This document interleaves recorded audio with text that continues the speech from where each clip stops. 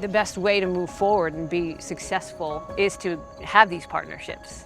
Because if not, we have our challenges, DEP has their challenges, and if we're not talking, it's going to take that much longer to come together on a solution. So to me, partnership is key. And I just think we've got so much further to go in growing these relationships, I think. So even just getting together and asking questions and trying to understand what the others are doing and required to do, or the challenges that we're facing, I think goes a long way. I really think that's the key ingredient in all of this, is having a close working relationship that's outside of particular project review. And the trust that's built up allows all sorts of good projects to flourish. We all have our own passions, specialties, and interests. We're all working towards one common goal, the project. How you communicate the variables that are important to you in case of hydraulic scour protection, in case of wildlife connectivity, a wildlife bench. As a Venn diagram, the overlap it involves a stabilized surface. How you communicate that is key. We heard a lot about the importance of partnerships at many different scales, both within and between agencies, and with outside organizations. This section will touch on the role of partnerships and how we can keep this work moving forward into the future. One common theme that emerged is that communicating with diverse audiences at various levels can be challenging, even within a single agency like a DOT. Connectivity work can often be siloed in environmental divisions, and engaging key groups like engineers and designers early and often is key. Having an engineer in that conversation, and especially in the beginning, is absolutely critical. In those planning stages, before the money's spent on design and designs are finalized, it's absolutely critical to have an engineer in there to really help understand what's feasible and what's practicable out there in the field. I would say internally, from a DOT perspective, we have folks who work in the Office of Environmental Planning. This is their bread and butter. They understand the importance of habitat connectivity and allowing species to be able to access as much of the landscape as they can.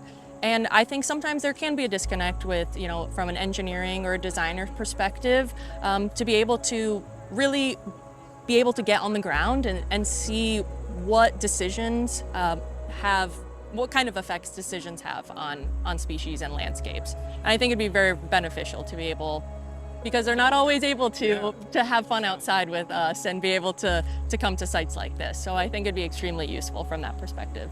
Engineers are not scary. We're all humans, we all have our families, we all have our commonalities. Like it's that first meeting when they were talking, like I really thought they were talking about the boogeyman or something, and I was like, it's really not. It's Scott over Thruway. Like, come on, let's talk to him, don't be afraid to talk to each other. Don't be afraid to reach out.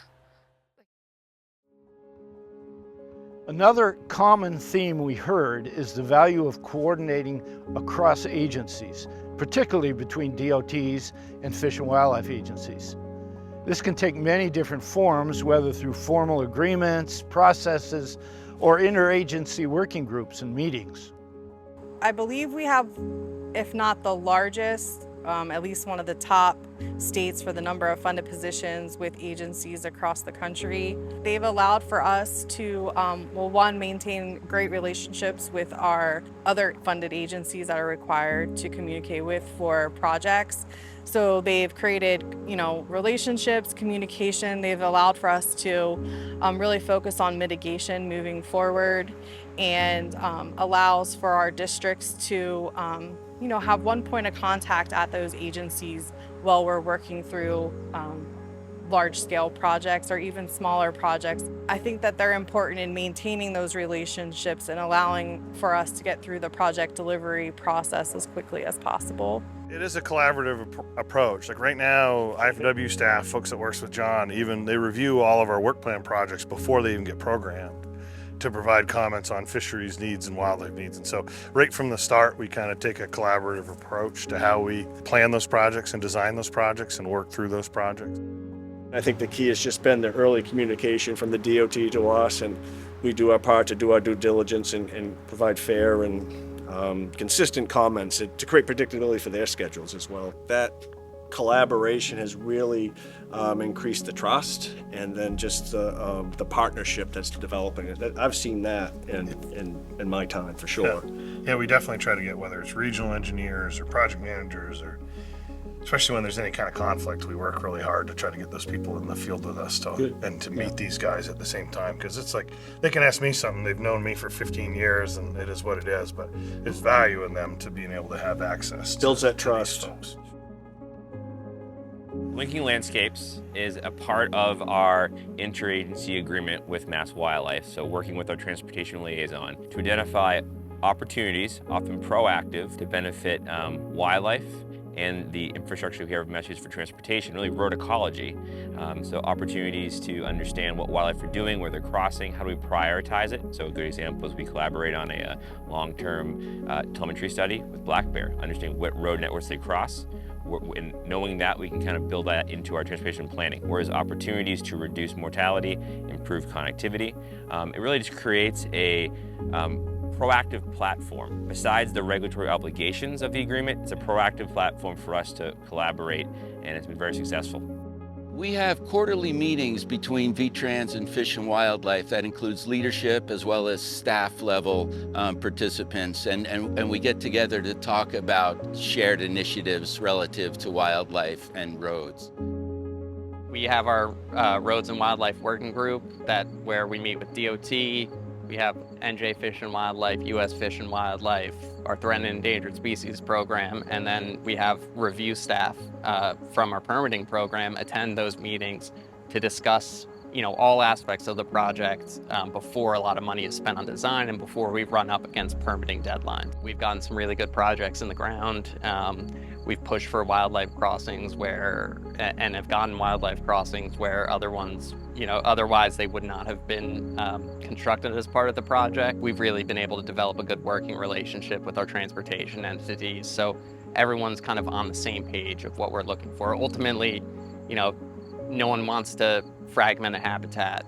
We want to do the best we can, but what the best we can looks like differs project to project, so having a discussion up front keeps everything and everyone on the same page. New Hampshire Department of Transportation has a monthly meeting that we call the Natural Resource Agency Coordination Meeting, and folks that attend that meeting are federal partners and state partners. We have several folks from Fish and Game that come. Often we have somebody from the New Hampshire Transportation and Wildlife Work Group that will attend. It's a great opportunity for the project to get seen, usually early on in design, and so for folks that have ideas about how to improve the project, it's an opportunity for us to hear those really early on before we're at 80% design and it's hard to make changes.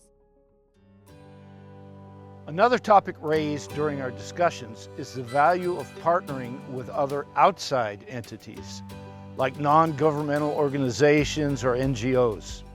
Working together can bring different information, expertise, and strategies to a project. From our perspective, and I don't know if it's a New Hampshire specific approach, it's certainly, one of the things that, I highly value and try to emphasize as part of our mission is collaboration with partners, whether that be the Nature Conservancy, the Transportation Wildlife, all of our partners that are involved in developing a project. So, one of the things that we have historically heard is that state DOTs, it's oftentimes difficult to do things pre-construction. So you may be able to get the dollars for constructing a crossing, but it doesn't work unless you actually have the data and the analysis to figure out where should we be investing in these crossings in the first place. So one of the key roles that I have seen NGOs, philanthropic entities, and universities, they sort of step into that gap and they can do those analyses in terms of where are our wildlife vehicle collision hotspots? Where are our connectivity hotspots? How can we overlay them? And that means every time that there's a road project that implicates that area, we're going to take a look to see what can be done. So that's an incredible role that I think NGOs and other private entities fill. In the project site that we're at right now, we worked with the local high school as well as a local college who had some research about rare and endangered species in the area. We've worked with a couple of the nations out west when we had transportation projects on or near territory land to do particular surveys for mussels, hellbender, things like that. So we try to get local knowledge about where we are. Connectivity itself is such a complex challenge that the solutions really require bringing together so many different strategies and so many different partners with different expertise. And so, obviously transportation agencies are a really critical player in making our roads more permeable. Conservation organizations can partner with transportation agencies to ensure that we have, protected habitat adjacent to these road crossings that we're investing in, which is so critical, right? We don't want to be investing in crossings that lead to nowhere should the land on the other side become a parking lot in 5 years. Another key topic that emerged is not only the need to collaborate across different types of partners, but also across borders. Several partners referenced various collaborative networks and opportunities that allow for such exchanges. The Staying Connected initiative is a public-private, binational collaboration of over 70 transportation and natural resource agencies, conservation organizations, and academic partners working to maintain and restore habitat connectivity across the northern Appalachians and beyond. The key strengths of the partnership lie within its diverse collaborations and a multi-pronged approach that combines several key conservation strategies, applied at multiple scales and across borders. The Staying Connected initiative is also an important venue for multi-state coordination and information exchange. And it allows us for a great interchange with nonprofit organizations, NGOs, conservation groups, and also other state DOTs and agencies of natural resources. So we work closely with them and we can learn about projects because wildlife do not follow state boundaries or town boundaries or regional boundaries. And so we do have to work between and learn from all of our partners in the greater Northeast. The partnerships that we've established, the Staying Connected initiative, through the Northeast Transportation and Wildlife Conference, the International Conference on Ecology and Transportation, we leverage those all the time. We're fortunate to have a great consortium of New England DOTs where monthly we meet with all their various environmental sections to talk about challenges, opportunities in their states, things they're working on, most notably talking about the infrastructure law, what grants states were applying for, sharing best practice. That's a monthly standing meeting for all of New England. That's at the regional scale. On a similar regional scale, we work closely with our partners like the Nature Conservancy through the Staying Connected initiative here within the Berkshire Wildlife Linkage. That brings us close to not only the nonprofits, but as well as the planning authorities, cities and towns, and land trusts in a regional context. Another topic discussed on our visits was public engagement. We heard about outreach to the general public as well as municipal planning support. I think helping the public to understand what's important here and why we're spending these public dollars the way we are is a critically important piece of this work. In some cases, these are million-dollar structures, multi-million-dollar structures, and we need to show our work. How did we come up with this site? Why is this site important? And what sorts of species are benefiting from this?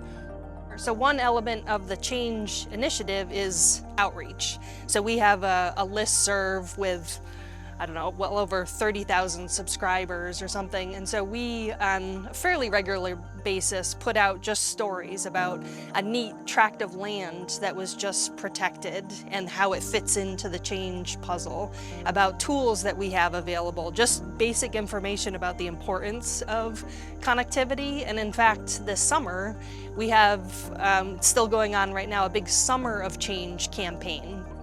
We've been talking about some of the public outreach, public education efforts that you've made. And one that sounds kind of cool is some video that you have on display at the Farley Service Center. Yeah. Okay. So this is a rest area on the Atlantic City Expressway. So what they've done in the Farley Service Center is put up a monitor with looping photos from the camera monitoring that we've done of wildlife and just educating the public about what wildlife crossings are and what cool wildlife is right under this highway you've been driving on. And so it's a really neat example of really broad public outreach.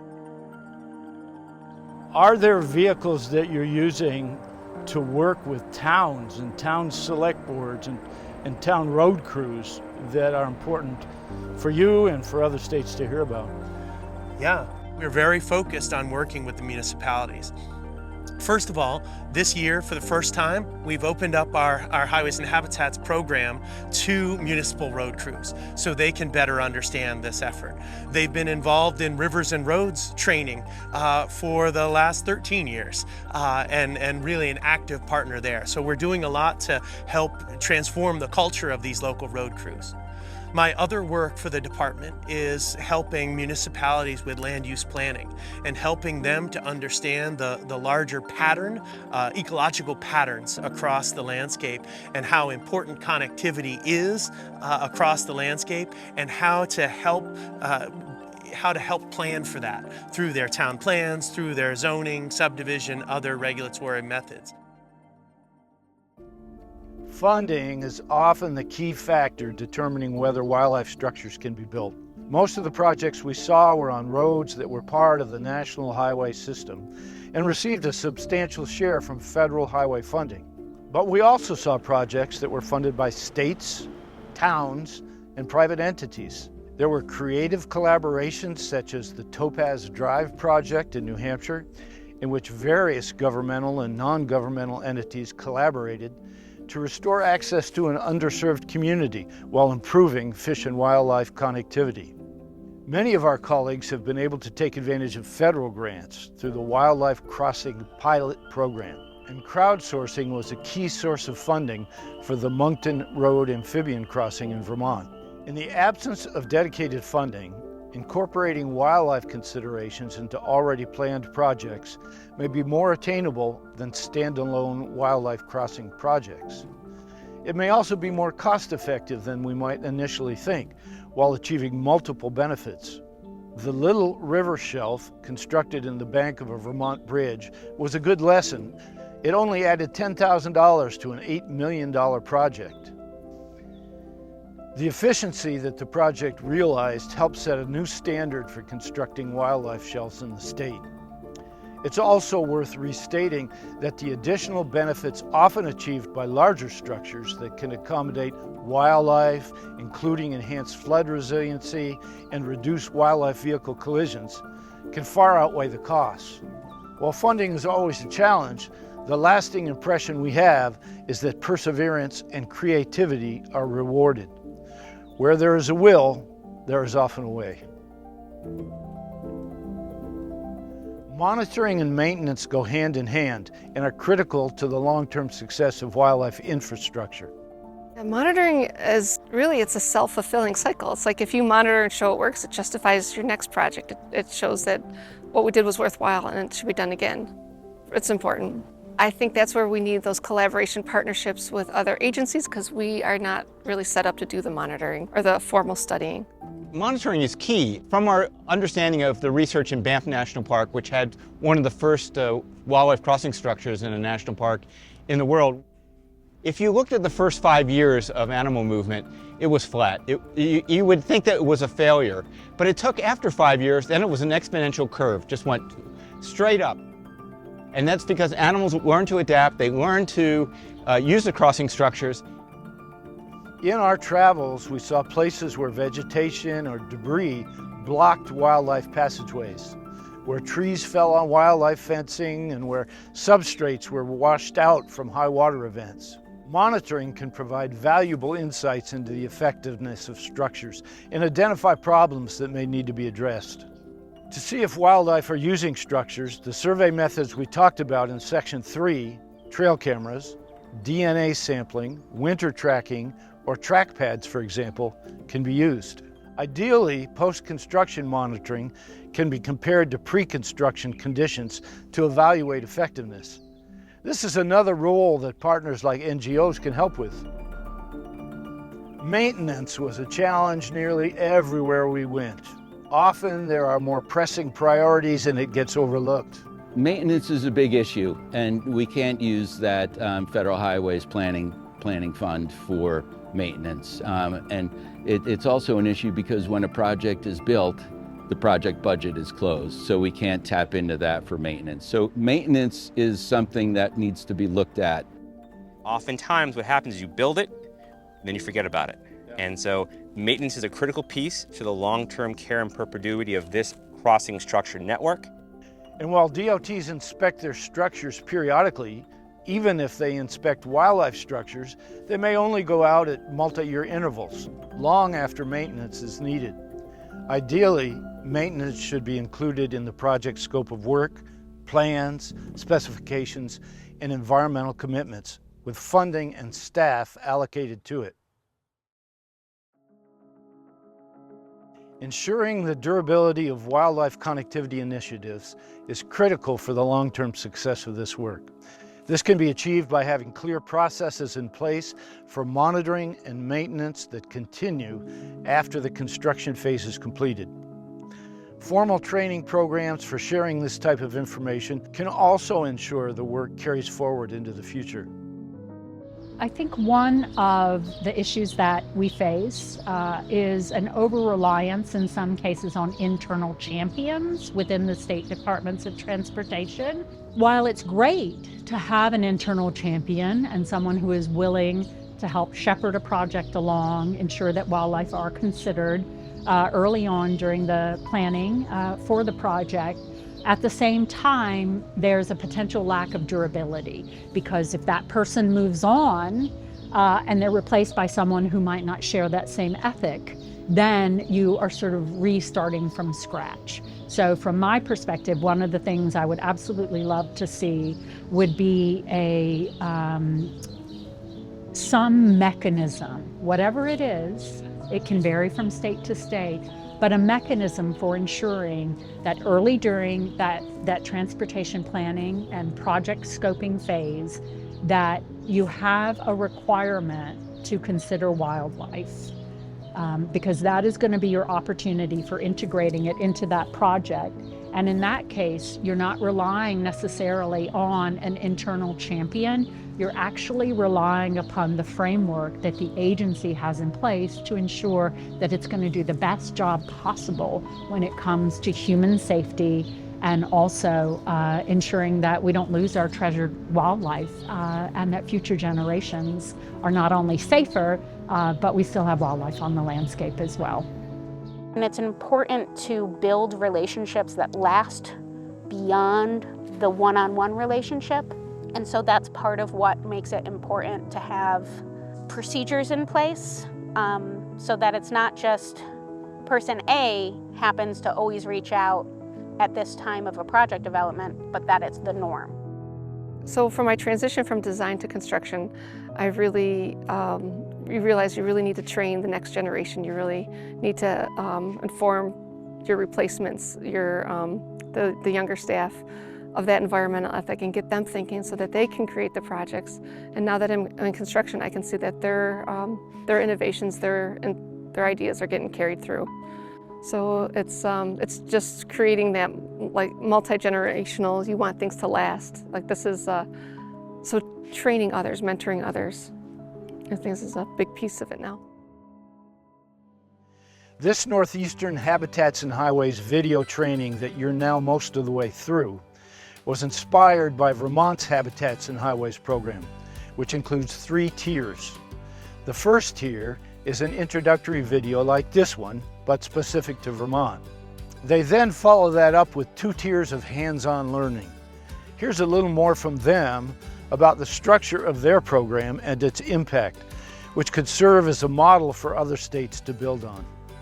One of the strongest tools that we have is our Highways and Habitats program, which we started in 2002, and it's evolved quite a bit since. We now have a 3-tiered approach where we have Tier 1 of Highways and Habitats, which is an online tutorial. We have Tier 2, which is an mostly in the field training, which is really where all the magic happens, where people get to interact and get to see the resources and get to see the wildlife and have those in-depth discussions about why it's important to consider habitat and roads. And then Tier 3, which we're kicking off this fall, is where we get together with engineers and we talk about the nuts and bolts of design relative to habitat connectivity. As far as I'm concerned, that's been the single most important thing that we've done to engender culture change at the Agency of Transportation. That has been incredibly important. It's given both staffs an opportunity to talk outside of particular development review. It's allowed the Agency of Transportation staff to better understand the type of scale, ecological scales that we in Fish and Wildlife are operating on, and for us to better understand the real world constraints of cost and engineering that those folks are dealing with. And so over time, we've been running it now for, I don't know what, 14, 16 years. And over time, we see our graduates moving up into higher level positions. And so then the nature of the conversations that we have on projects when we're dealing with graduates from that course is fundamentally different than what we had before. So I really think that course is the basis for this sort of trust and relationship building that I'm talking about. We've learned from all our state partners that we share certain goals: safety, quality of life, healthy ecosystems, resilient infrastructure, efficient project delivery, and that working together furthers all of these goals. This work is truly a multidisciplinary effort involving engineers, biologists, planners, construction managers, maintenance staff, and many others working across disciplines, across agencies, and even across state lines. Building relationships, sharing knowledge, and developing a common understanding of wildlife and transportation system needs are all critical to success. And when you think about it, that's what this training is all about: building the community of practice by understanding how wildlife interacts with roads, introducing you to your colleagues around the region, and sharing the lessons they've learned on their many exciting projects and initiatives. We encourage you to continue this important work. Work with other disciplines, agencies, and organizations. Attend conferences, join or establish working groups, and continue Habitats and Highways trainings. This will help ensure that this important work gets carried forward for the benefit of all. Thanks for joining us on this journey. See you out in the field.